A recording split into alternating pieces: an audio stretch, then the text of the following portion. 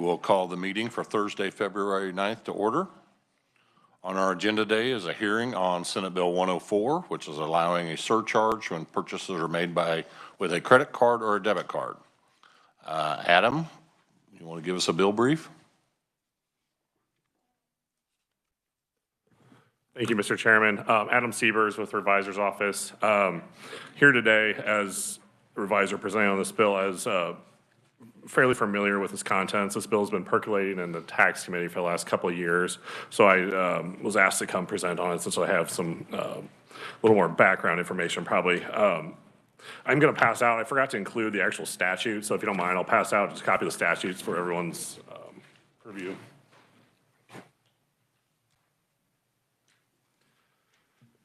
And as you'll see, it's a fairly short statute. I should have just included in my testimony. And what the bill will do, it will repeal the statute. That's why it's not included in the bill. You'll see it included in the repealer. It's just a straight repeal of the statute. And what this statute does is it currently prohibits sellers from imposing a surcharge when a credit or debit card is used to make a purchase at a point of sale. Repealing the statute would allow the imposition of a surcharge by sellers when such credit card or debit card would be used. And what you see mainly in the bill is references to the underlying statute. Generally, these are exceptions to the current pro-charge prohibition. So these ones in statute are currently allowed to levy a surcharge in limited instances. Generally, it's a government, university, or things like that can impose the surcharge currently, while then there's the blanket ban that currently exists for all other retailers. With that, I'd be happy to stand for any questions. Thank you very much. Are there questions? Senator Pittman? Thank you, Revisor. Thank you, Mr. Chairman. Is it my understanding is that there was a federal case court that made this illegal? Is that correct? There was a federal court case, MDX versus titles off, but there was a case in Kansas. I'm not sure that it made it illegal, to be honest with you. It applied because there was a seller of computer programming that facilitated the sale of transactions. They sued the Attorney General as the named party. There was basically, the court ruled that the law couldn't be applied against them. However, they aren't really the point of sale for the transaction. They're the facilitator of the electronic system, the computer program. So to say that applied to all sellers, I would not go there. Some people may, infer that or use that as evidence, but I'm not sure that the court never found that the law itself was unconstitutional. Okay, so they won the case for themselves for that particular style of selling what they were, but they were not retailers per se.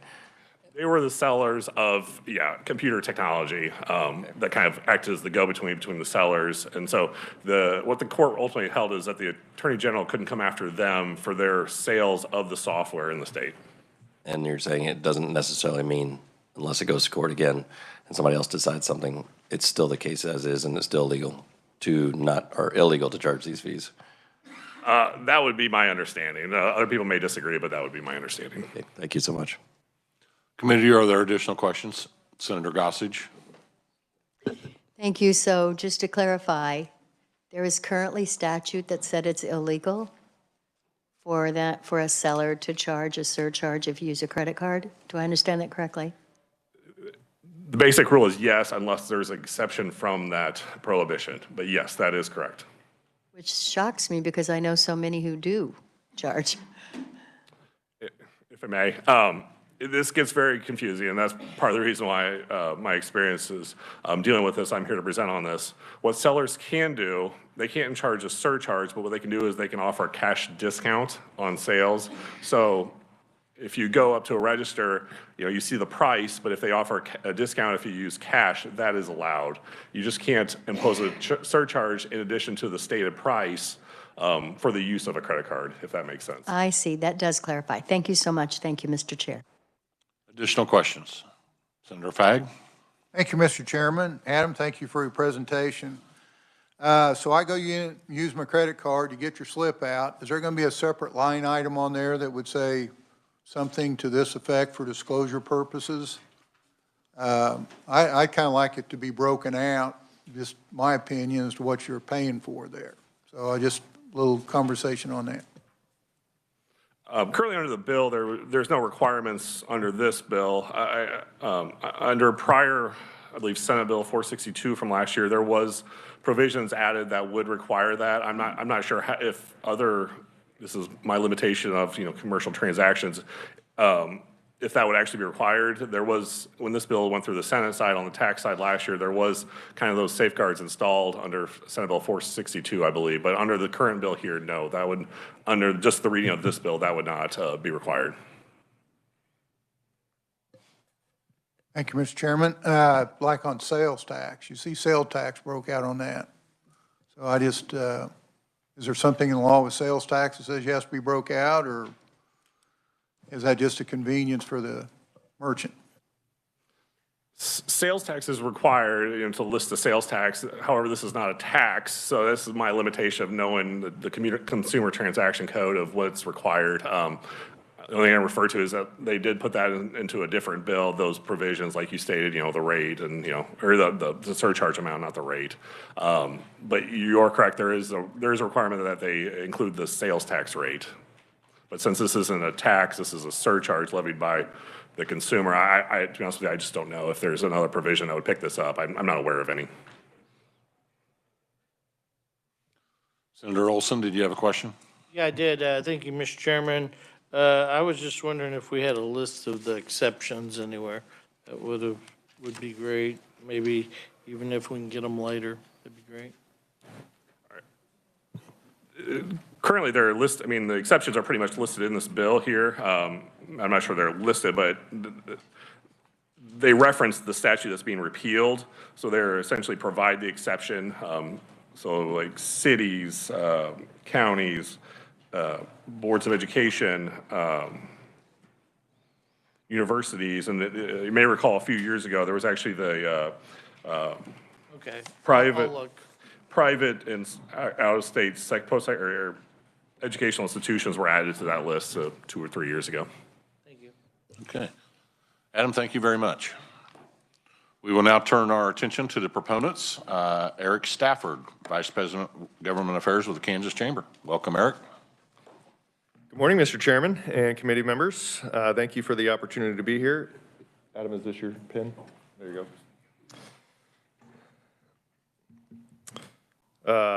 Thank you for the opportunity to be here this morning in support of Senate Bill 104. So under the umbrella of the Kansas Chamber, we have the Manufacturing Council, but we also have the Retail Council. We're the state affiliate for the National Retail Federation. So we champion issues on behalf of our retail members, including this bill, Senate Bill 104, which is the counterpart to House Bill 2133 for the 2023 session. So focusing on retail issues, this is something that came to our attention through Scott Schneider and the Restaurant and Hospitality Association and their efforts on the U.S. Supreme Court decision allowing retailers to pass credit card fees on. So we are one of 4 states to have that prohibition, and once that decision came out, previous or former Attorney General Derek Schmidt basically said, you didn't issue a formal opinion to my knowledge, but our statute's unenforceable. There was a formal opinion from the Oklahoma AG, and he felt that that Kansas was in the same boat. So what Senate Bill 104 is essentially cleaning up unnecessary and unenforceable statute. That said, we would ask that the committee pass it as is. I know there's some efforts from my brother George Stafford, who I got the height and the hair, he got the brains and the looks. So I know he's asking on behalf of American Express for disclosure and potential caps, and our retail members and our retail council, just for the committee's knowledge. We do have a couple larger retailers on there, but predominantly I'd say 75% of them are smaller independent retailers. Their preference is that they not have this mandated on them. they aren't sure if they're going to pass on fees. The larger one said, we're not going to do it. We're not going to pass on fees. The smaller ones, they're concerned about the impact to their customers if they do, their competitiveness as a business, but ultimately they just want to make that their decision. But if they're going to do it, you'll see on page 2 the highlighted provision, that is from a Visa contract. So they are currently utilizing credit card services for their customers. They are under contract to disclose today if they are going to pass those fees on to their customers and disclose what those are. So it was just something that they felt like, you know, the language in the proposed amendments and the amendment that got put on last year was, you know, they're getting very prescriptive. It's got to be conspicuous font and size, and, you know, just that ambiguity gives our smaller businesses concern that you know, why does the state need to mandate this? We don't mandate other fees. We have restaurants passing inflationary surcharges on to customers. We're not prohibiting that type of behavior. How far do we want to get government intervention into the practice of a retail business within the state? So that's the feedback we've gotten from them. Again, that they just ask that they're going to handle this as is with respect to their customers, because if they choose to pass on those fees, they understand that it could potentially put them at a competitive disadvantage, but they just want that flexibility as a retailer to decide how they're going to do it. But they've also said, too, if we're going to do it, it will be disclosed. We just don't feel like the state needs to tell us to do it. So that's the perspective from there. So to your question, Senator, earlier about the disclosure, this has been discussed many times. It's been discussed a lot with George and us and our folks. So, but ultimately, they just felt like they can manage their customer base and business and don't need to necessarily have it mandated from the state. So happy to answer any questions at the appropriate time, and we do appreciate the opportunity to be here. And Mr. Chairman, thank you for having the hearing on Senate Bill 104. Eric, thank you very much. Committee, we are going to hold questions until we get through all the long list of proponents we got, and then we'll probably call you back up. Next, we have Dan Murray, State Director with NFIB. Welcome, Dan. Thank you, Mr. Chairman. Dan Murray, Kansas State Director for the National Federation of Independent Business. NFIB represents small businesses of all sectors, but we have a large segment of small businesses that are retailers. Nearly, in total, our membership nears 4,000 small business owners. As Mr. Stafford pointed out, this does impact disproportionately small business owners, many of whom certainly would like to assess a surcharge for those that use credit cards. We are, as Mr. Stafford pointed out, one of 4 states that do not currently prohibit it. Although we allow state government entities to charge a surcharge fee, I think our members find that a little disheartening. And certainly, if it's good for the goose, why not for the gander? So we'd like to see that applied not only for government entities, but for our small business retailers. And as it pertains to disclosure, I think Mr. Stafford hit it on the head. Eric Stafford, not the George Stafford. He misses a little bit, I think, in this regard. And I think the market will play itself out. That small business owners have to be competitive, have to look at what their competition is doing, and so they're not going to. So as it relates to a cap, they're not going to charge excessive fees if they charge one at all. So we would ask that you stand with small business and would stand for questions at the appropriate time. Thank you, Dan. Thank you. We will now turn our attention to Scott Snyder with the Kansas Restaurant and Hospitality Association. Welcome, Scott. Thank you, Mr. Chairman, members of the committee. Scott Schneider, legal counsel for the Kansas Restaurant and Hospitality Association. I don't often read the annotations in the statutes, but if you're going to spend the time reading the annotations in the statutes, this one is probably the most enlightening one that I've run across. It does talk about the Card-X, and it does talk about what is a surcharge, what is the difference between a cash and a service fee. And the conclusion that one of the sentence comes to, it's a distinction in their mind without a difference. And I think the court saw this the same way in the 10th Circuit. There are multiple circuits that have ruled that a statute like this prohibiting the disclosure of that credit card fee is unconstitutional. The Oklahoma Attorney General has an Attorney General's opinion, says their law is unenforceable. And I think the court came to that same conclusion in this. Basically, the holding was that a state can't prevent a small business from disclosing their expenses. It's a First Amendment holding is really what it was. And we could call it a surcharge, but I call it a disclosure of what your cost is. Like a restaurant, if they want to disclose the cost of hamburger, are we prevented from disclosing the cost of hamburger if we wanted to? We don't do that because it's going to confuse the customer. We try to aggregate that price and move on. And our big restaurants will not do this. They're not going to disclose this. They're just going to keep efficiency going. Our small ones who feel pressured from credit card fees will want to do this because they probably have a little tighter relationship with their customers. And to that end, we support this. We think it's an issue of fairness. We think it's been ruled unconstitutional. We do have concerns about the notice requirement that's been mentioned. Essentially, you'd want to put this into statute because the same thing that happened in the Cardex case would happen here.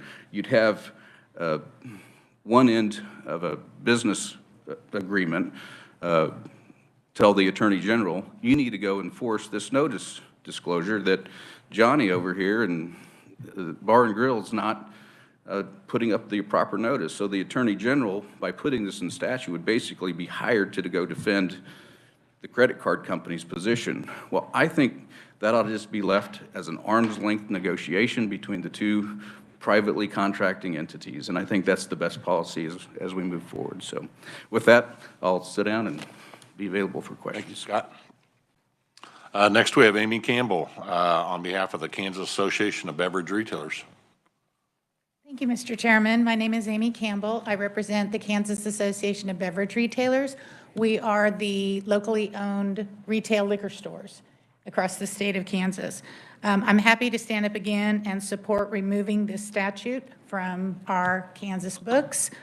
I think most of the main points have been made. I would point out to you, Senator, that when a small business decides to add a charge onto something that they're selling, the point of sale system is going to have them indicate the separate charge that needs to go on this transaction because it is a credit card charge.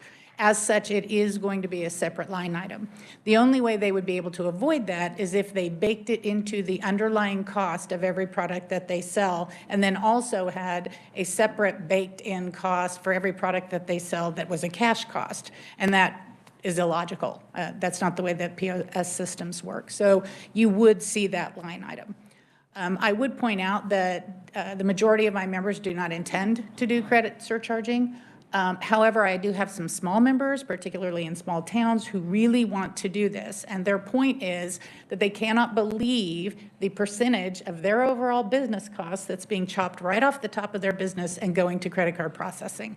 That is an ever-increasing cost for these businesses. I know that in the House hearing, there was some conversation about capping surcharges. We would suggest that capping surcharges would be fine. If you want to cap processing charges, then we'd all be on the same page. But it's an important issue for a few of our smaller retailers, and we really hope that you would just move the bill forward as is. Thank you, Mr. Chairman. Thank you, Amy. We will now hear from Chad Morrissey, Chief Operating Officer with Tech Incorporated in Lenexa.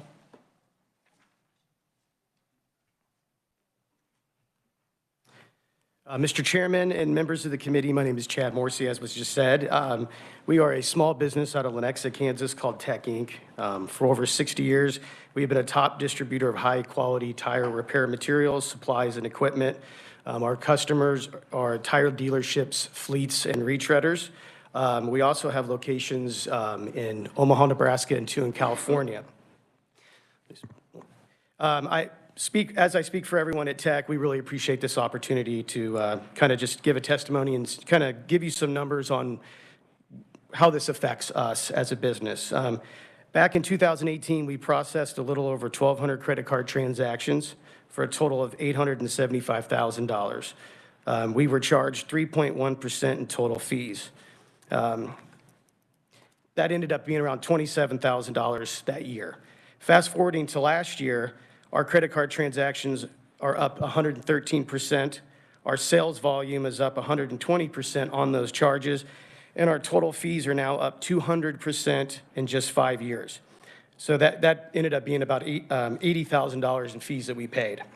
And as the numbers are climbing, we expect that number to be at 100,000 this year.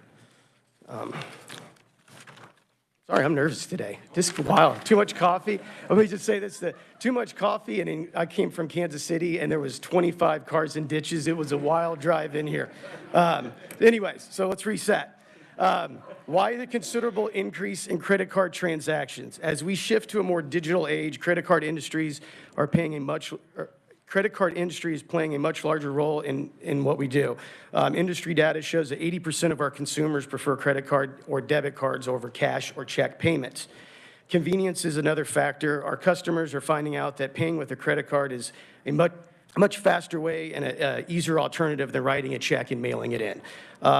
Another main reason is credit card rewards programs. Small businesses are jumping at the opportunity to get cash back, to earn points and help with travel and other expenses. Customers are getting cash back and rewards while we're taking the hit. Combining all these reasons together, it has helped the consumer out tremendously, but as for a small business like us, it's led us to take on many extra fees. What we can do to combat these extra costs, there's not really much we can do. We can't stop taking credit cards because our competitor is. With COVID, inflation, and other supply chain issues, we have to absorb as much as possible. What would being able to charge a fee to customers do for our business? So take this year, for example. If we were able to charge a customer 5%, we would have an extra $100,000 available to put back into the marketplace. There are many things we could do with those extra funds. We could hire some more employees that much needed, and we can, even better, we can give out raises to those valued employees that have been directly affected by COVID. That's really what we want to do. We're taking this massive hit, and we'd like to be able to pass it on. Speaking for, we would 100% let our customer know what those charges are. We want to be transparent in that fact. Other than that, I just really appreciate the time today, and thank you very much. Appreciate it. I'll yield my time. Thank you. Yeah, thank you very much. Pam Scott with the Kansas Funeral Directors Association. Welcome, Pam. I am Pam Scott, Executive Director of the Kansas Funeral Directors Association, and we want to express our support for this bill.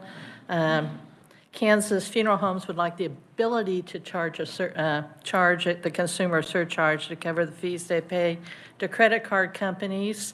Most funeral homes do not accept credit cards because of the fact that a funeral is a pretty high dollar item. If they were to accept, the fees could be somewhat significant. But I think most funeral homes now that don't accept them would be willing to accept them if this law was changed. I think most people that would use them don't really need them to pay for the funeral, but they like to get the travel fees or rewards that are on them. We find it a little unfair that it's interesting that all the state of Kansas and all local governments are exempt from this law, but small businesses are not.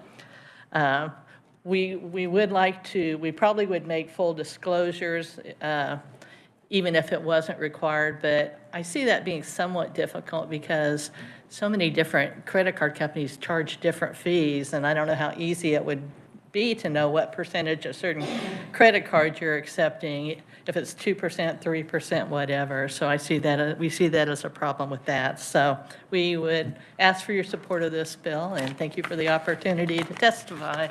Thank you, Pam. Now we have Grant Bowersman, owner of Minky Car Center in Wichita. Welcome, Grant. Thank you, Mr. Chairman and the committee. As you said, my name is Grant Bowersman, and I own and operate 8 automotive repair franchises in the Wichita area, Wichita, Derby, and Hutchinson. I am in support of this action. As a retailer myself, I do believe that disclosing this cost to the consumer allows for that arm's length transaction that Scott was referring to that occurs in virtually all other aspects of the business transaction. On a receipt for automotive repair, we list out the labor cost, we list out the part costs. There's a discussion with the customer. Oftentimes, they Google those parts right in real time in our lobby, and the store manager certainly has the ability to apply discounts or other remedies to bring the price down. But when it comes to the credit card fee, that's a hidden cost to the business. That's not on the table to be part of the discussion. So in my business last year, I spent about $120,000 on credit card fees. That was across about 25,000 individual transactions. So the typical repair ticket in my business is about $250.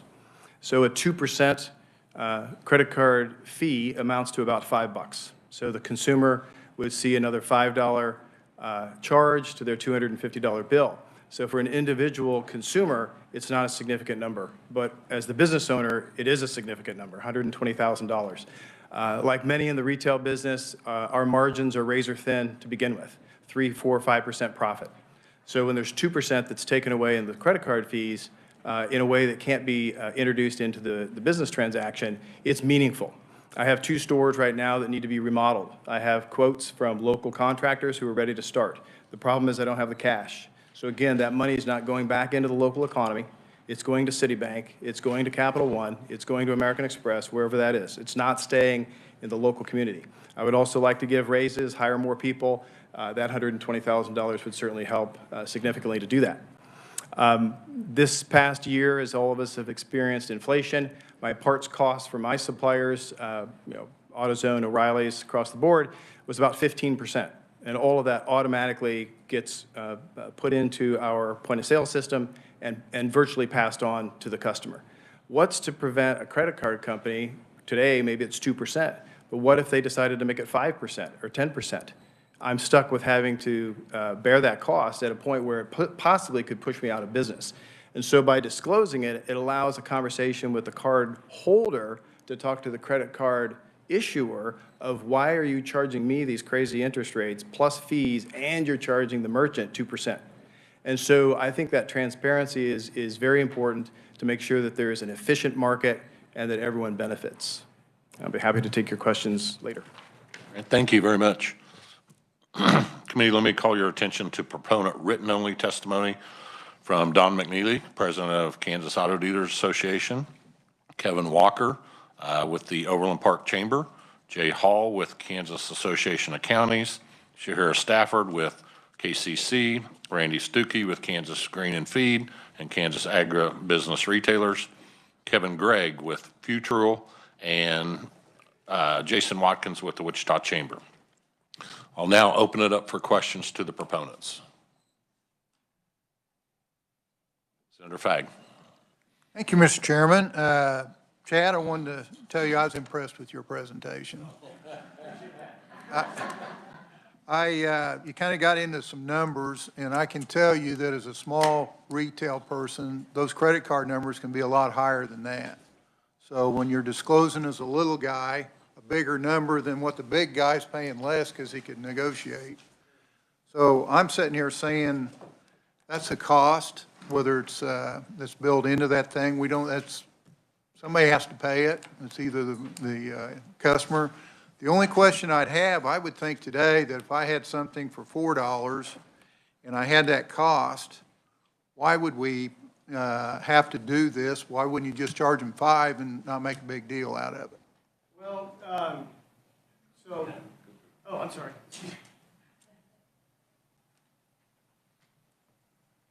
That's a great question. Because of the competitiveness, some of our competitors may be in the state of Missouri, and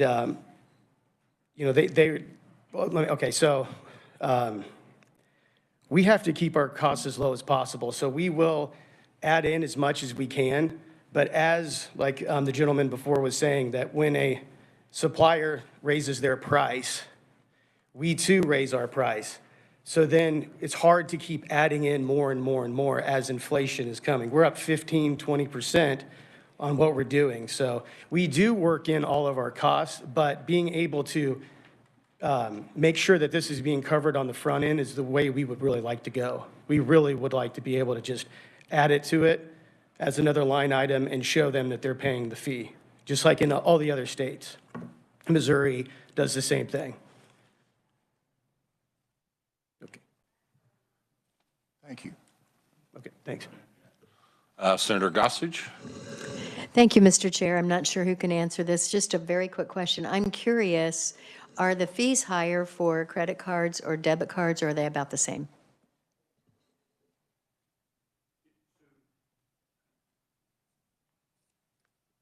In my experience, the credit card issuer determines what those rates are going to be. So a Discover card, an American Express, MasterCard, Visa, they set their own rates, as well as whether it's a debit card or a credit card. So there is no consistency.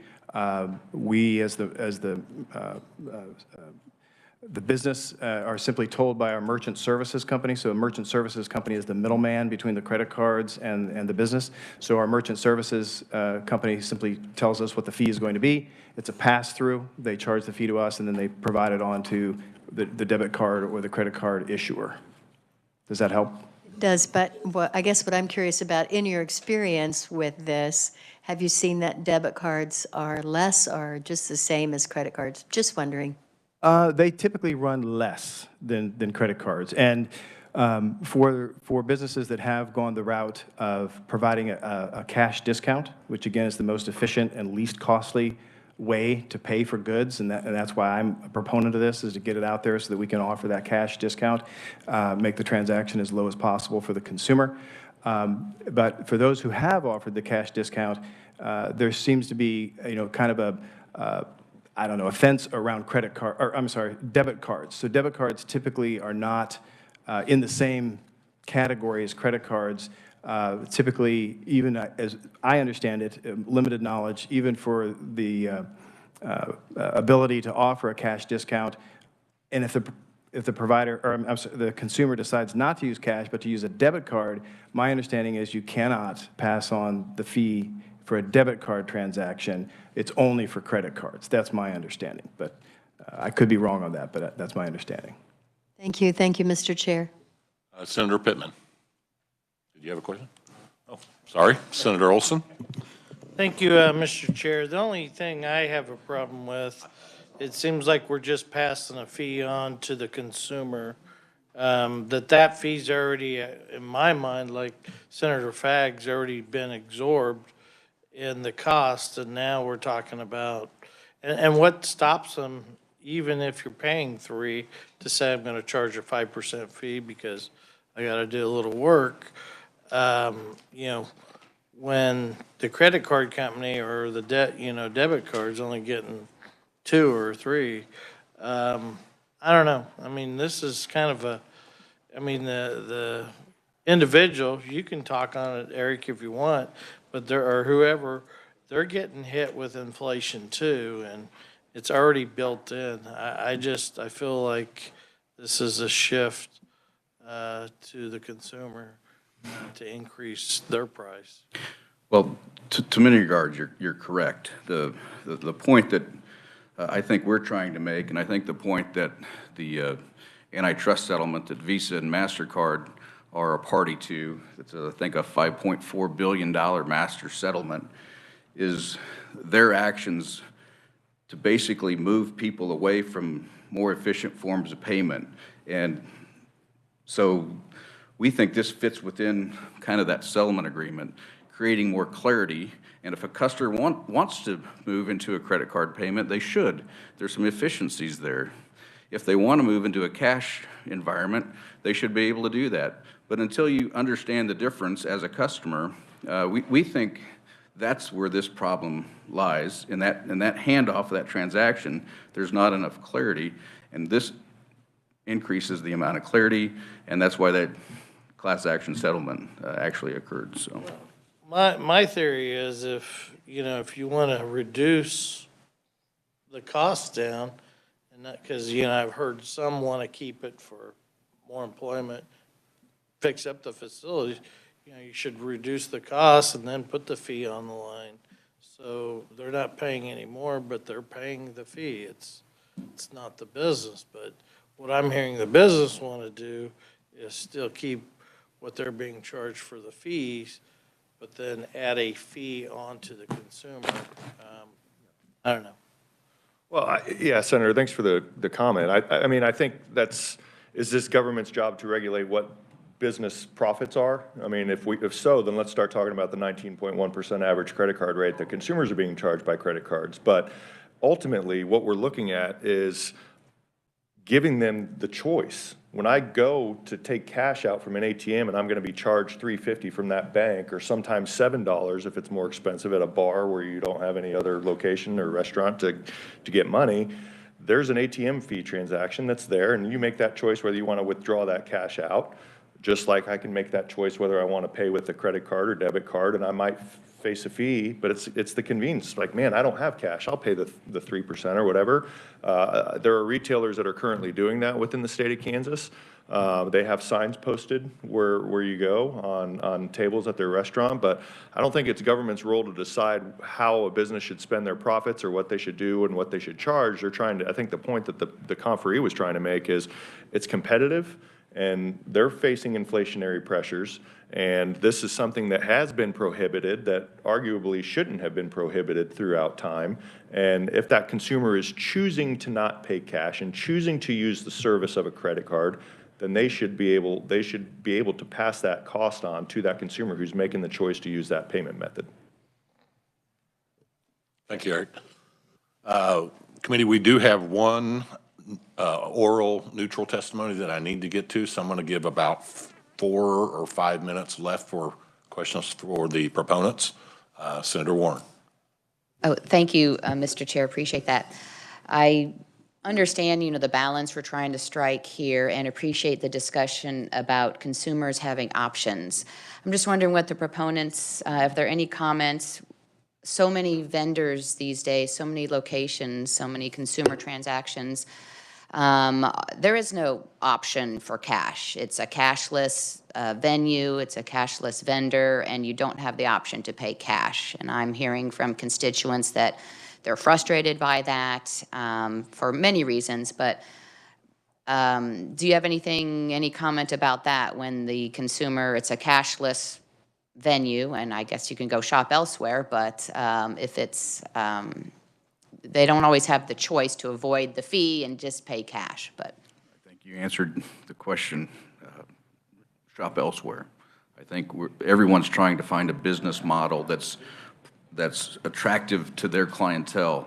I can tell you, fast food is one that needs to move people through the line fast, and they like the credit card transaction. Your neighborhood diner is probably going to be pressed. They're not in a hurry, and that margin's going to be different. I think each business is trying to find their own space in a very competitive environment. And I like cash, but I'm old, so I understand that. But yeah, I think the advice is this cashless society is probably not all that helpful, and we have to make our own decisions as consumers. I'm not going to be able to pay cash very easily on the K-tag, but I like rolling through that lane and not having to stop. So there's decisions that we all have to make. So. And sometimes it's a unique product and it's a cashless transaction.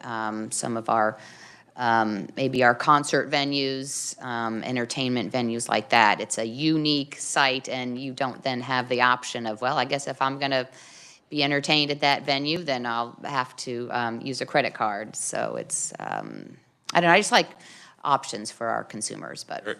Eric, I got to move on. Different question, so thank you, Mr. Chair. Clues.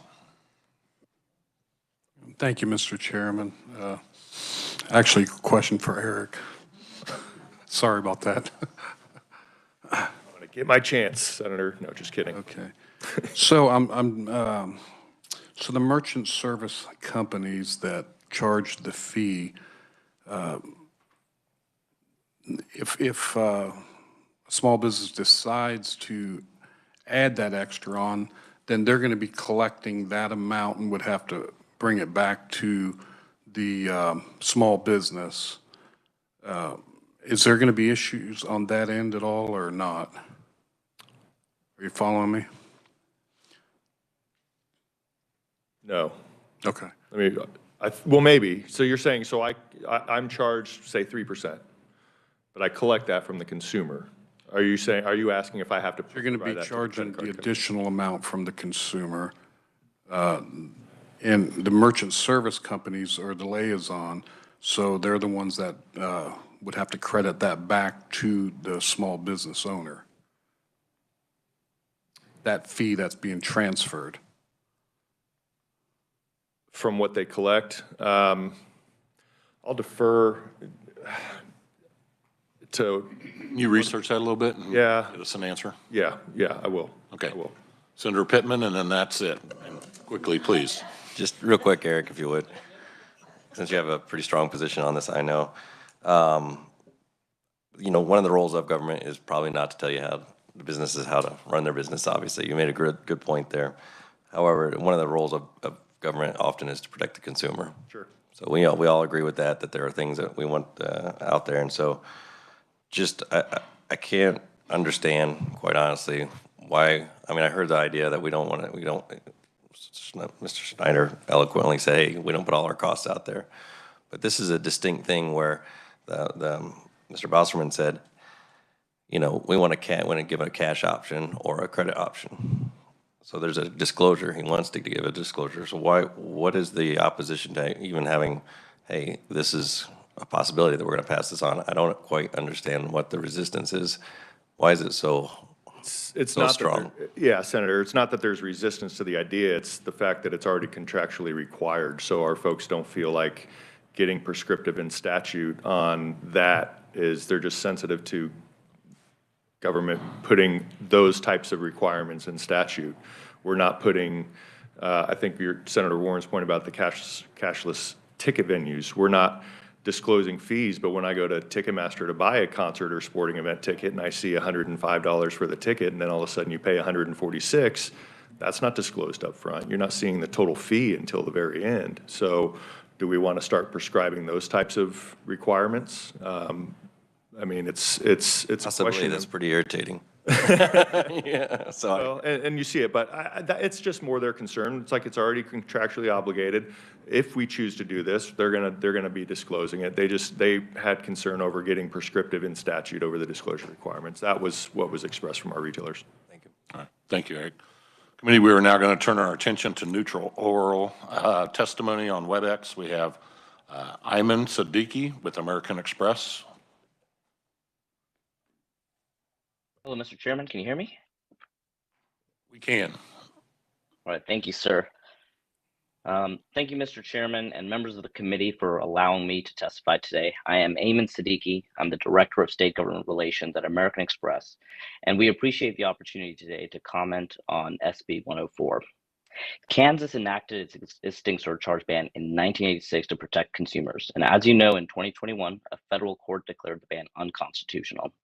American Express supports the legislature's careful reexamination of surcharging following that court's decision. As with the original ban law, the legislature's reexamination should prioritize first and foremost protecting consumers. SB 104, as currently drafted, would repeal the surcharge ban without providing any guardrails around unregulated surcharging. American Express respectfully recommends two consumer protection amendments to SB 104, as we've talked about. One, a robust disclosure requirement, and two, a reasonable cap on the surcharge amount. One of the things we want to take a look at, and we've had this conversation, is requiring clear and conspicuous advance notice to the consumer of any credit card surcharge. We believe that while considering a purchase, consumers are entitled to know the full purchase price, including any surcharge.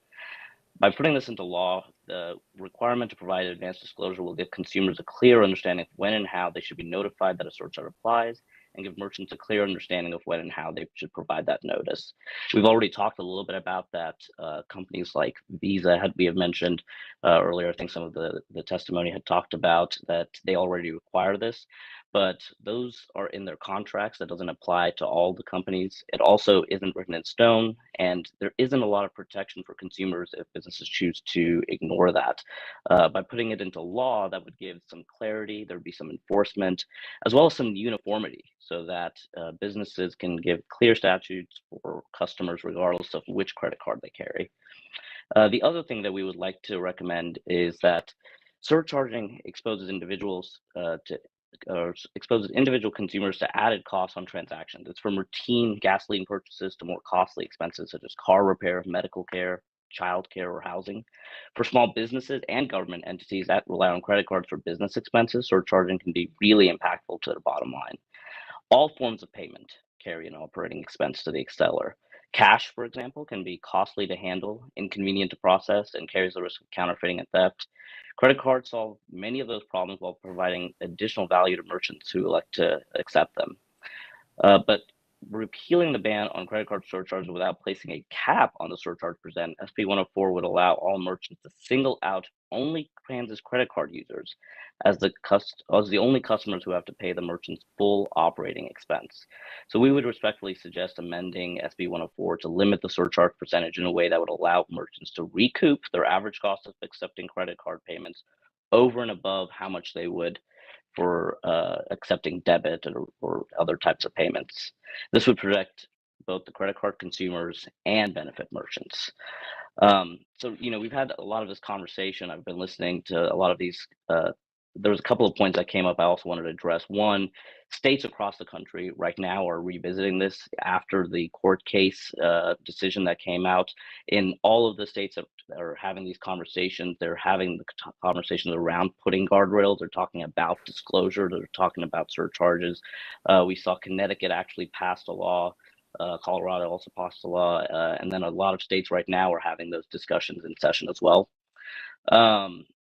And at the end of the day, I think the really big issues that we would want to sort of highlight is that the amendments that we're advocating for include disclosure language. I haven't really heard too much from the folks who were talking earlier about that being a bad thing. I think we can agree that disclosure would be good. If a customer shows up, they shouldn't put together their entire basket of goods, put their stuff in their shopping basket and get to the front counter and then realize that there is a surcharge. They should have that opportunity to know that before they get in, so that if they want to pay with cash, if they need to go and get some cash out in ATM, they can make that decision ahead of time. And the other thing that we would also recommend is that on the surcharge issue, in terms of putting caps, we're not saying that merchants shouldn't be able to recoup some of the cost of the credit card processing fee. We just think that should be capped to ensure that only takes on the ability for them to get some of that money and doesn't become a profit center, because otherwise there's not a limit. As one of the senators noted, there's nothing that stops you from making that percentage 2 or 3 or 4% higher. So we believe that Kansas has for a very long time protected its consumers. You've protected your constituents, and we would ask you to continue to do so by having advanced disclosure, which also passed out of the conference committee report last year, and also consider adding those surcharge caps. Thank you. Thank you, Mr. Siddiqui. Unfortunately, committee, we're out of time. They're lining up at the door, ready for us to leave. If you have questions, you can certainly direct those questions to George Stafford, who also represents American Express, if you have questions from that piece of testimony. We will not meet tomorrow. We will not meet on Monday, and we are adjourned.